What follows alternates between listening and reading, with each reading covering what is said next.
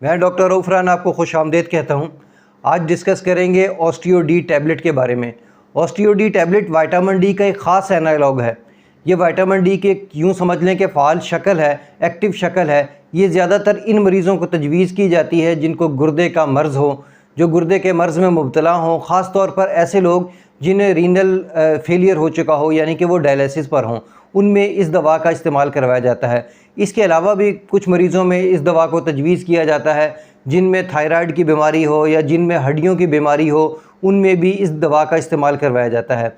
ये एक आम किस्म का विटामिन डी नहीं है। आम विटामिन डी से ये एक तरीके से मुख्तलिफ है।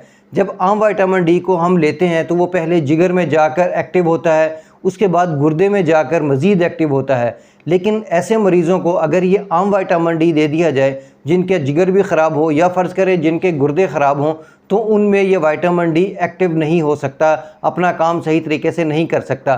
तो इसलिए उनको एक ऐसे विटामिन डी की ज़रूरत होती है जो पहले से ऑलरेडी रेडीमेड एक्टिव हो। तो उनमें इस दवा ऑस्टियो डी का इस्तेमाल करवाया जाता है जो पहले से ही एक्टिव होती है, उनमें इस दवा को तजवीज़ किया जाता है क्योंकि ये दवा पहले से ही एक्टिव शक्ल में होती है और जिस्म में जाते ही फ़ौरी तौर पर अपना काम शुरू कर देती है।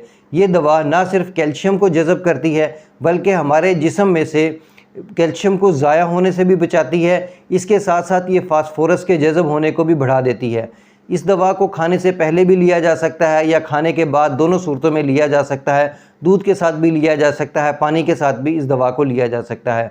अमूमी तौर पर इस दवा की खुराक 0.5 माइक्रोग्राम होती है, लेकिन खुराक के मामले में हमेशा की तरह मैं यही कहूँगा कि हमेशा डॉक्टर की हदायत के मुताबिक ही अमल किया जाए, क्योंकि डॉक्टर आपकी सेहत को देखते हुए, आपकी कैफियत को देखते हुए, दीगर अद्वियात को देखते हुए इस बात का तयन करता है कि कौन सी दवा कितनी mg में, कितने माइक्रोग्राम में, किस वक्त लेनी चाहिए। अब हम बात करते हैं इसके साइड इफ़ेक्ट के बारे में। इसके कोई ज़्यादा साइड इफ़ेक्ट तो नहीं होते, लेकिन कुछ लोगों को कब्ज़ की कैफियत, इसहाल की कैफियत, सर दर्द, जिस्म पर ख़ारिश या जिस्म पर दाने निकल सकते हैं। लेकिन ये साइड इफ़ेक्ट बहुत तमाम लोगों को ज़ाहिर नहीं होते, कुछ लोगों को इसके साइड इफ़ेक्ट ज़ाहिर होते हैं। मुझे उम्मीद है कि मेरी ये मालूमात आपके लिए फ़ायदेमंद होगी। अल्लाह आपको और आपके तमाम अहले खाना को सेहत वाली ज़िंदगी अता करे। अल्लाह हाफ़िज़।